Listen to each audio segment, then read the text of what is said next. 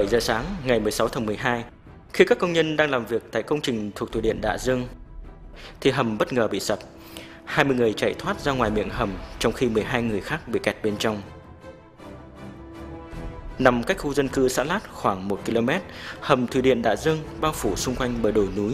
Công trình đã thi công được 600 m đường hầm xuyên qua những đồi thông. Đoạn bị sập nằm cách miệng hầm 500 m, cách đỉnh đồi 70 m. Lực lượng cứu hộ đưa ra nhiều phương án, song việc tìm đến nơi 12 nạn nhân bên trong hầm thủy điện sập vẫn gặp vô vàn khó khăn.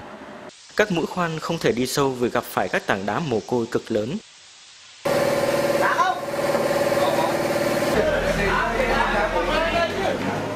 12 tiếng sau khi xảy ra sự cố, ở mũi khoan thứ 3, lực lượng cứu hộ mới xuyên thủng đoạn hầm thủy điện bị sập.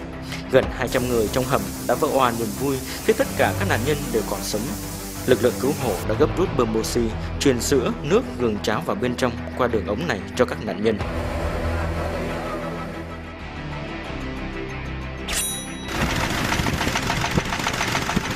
Cơ quan chức năng đưa ra 3 phương án là khoan từ trên đỉnh đồi xuống vị trí hầm bị sập 70 m, khoan từ phía sau hầm, tức hướng hạ lưu chừng 100 m, khoan thẳng từ phía trước hầm chừng 30 đến 4 cm. Trong khi đó, nước trong hầm bắt đầu dâng cao lên đến 1,4 m. 20 giờ 30, lực lượng cứu hộ tại hiện trường đã khoan xuyên đường ống thứ 2 rộng khoảng 6 cm vào trong và rạng sáng ngày 18 tháng 12 thêm một đường ống nữa được khoan thành công. Tuy nhiên, chỉ một đường ống hoạt động, một phần lượng nước cũng được hút ra ngoài. Ngày thứ 3, cả 3 hướng khoan từ phía trước, mũi khoan phía sau và bên trên vẫn tiếp tục thực hiện để tiếp cận vị trí của 12 nạn nhân. Gần cuối ngày thứ 3, một phương án nữa được tiến hành là khoan thêm đường hầm men theo ngách bên trái, theo chỉ đạo của Phó Thủ tướng Hoàng Trung Hải.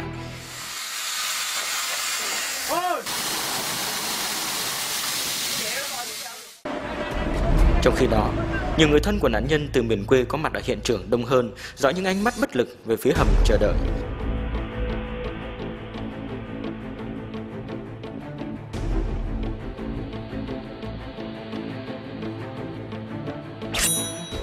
Mũi khoan 16 cm phía sau hầm đã vào đến khu vực các nạn nhân.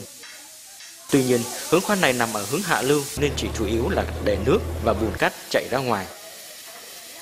Dự kiến, sớm nhất phải đến đêm ngày thứ 4 mới có thể tiếp cận các nạn nhân, nhưng điều kỳ diệu bất ngờ đã đến vào lúc 16 giờ 20. Các chiến sĩ công binh đã phát hiện ánh sáng lóe lên ở cuối đường hầm bên trái khi đào được chừng 14 m, trong khi dự kiến phải 30 m.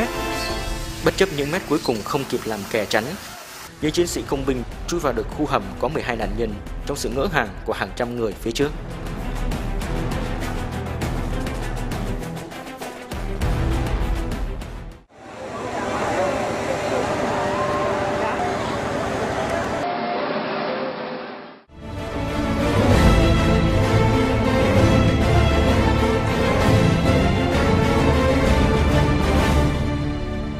Có cái gì mà diễn tả nổi cái niềm vui hôm nay thành công và mọi người đều an toàn, sức khỏe tốt, cái nào không có cái gì vui hơn cả.